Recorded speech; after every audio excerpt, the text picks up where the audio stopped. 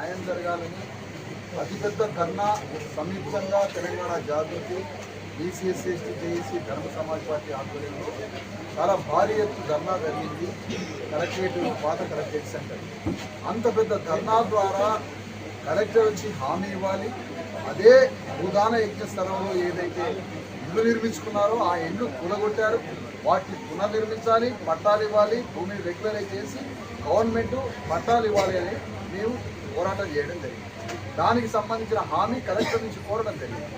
Collector నుంచి హామీ లేకపోగా ఈ శిబిరాన్ని కొంచెం మానిటర్ చేసి వాళ్ళకి కావాల్సిన సదుపాయాలు కల్పించడం అనే డిమాండ్ పరిష్కరించకపోగా ధర్నా చేసిన వందలాది మంది కార్యకర్తల్ని అరెస్ట్ చేసి కేసులు పెట్టి దాదాపు 5-6 పోలీస్ స్టేషన్లలో కార్యకర్తల్ని బంధించి వాళ్ళని కొట్టి కూరలు పెట్టి రక్కి కార్యకర్తలు ఇక్కడ రెడీగా ఉన్నారు వాళ్ళు చూపించడానికి.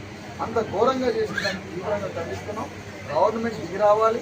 సుమార్గంగా ముగ్గురు మంత్రులు ఉన్నారు ఈ జిల్లాలో. ముగ్గురు మంత్రులు అసలు ఈ సంఘటనతోటి సర్వ గవర్నమెంటే డ్యామేజ్ అయిపోయింది. ఇమీడియట్గా రాజీనామా చేయాలి ముగ్గురు మంత్రులను డిమాండ్ చేస్తున్నాం. ఇమీడియట్గా కలెక్టర్ మరి ఆయన వెనక ఏ ఒత్తిడితో మాకు తెలియదు కానీ వచ్చి హామీ ఇచ్చి కూల్చినటువంటి అఫీషియల్ రెస్పాన్సిబిలిటీ అధికారి కలెక్టర్ కాబట్టి ఇమీడియట్గా వచ్చి బాధితులకి పట్టాలు ఇచ్చి భవన నిర్మాణాలు చేయాలని డిమాండ్ చేస్తున్నాం.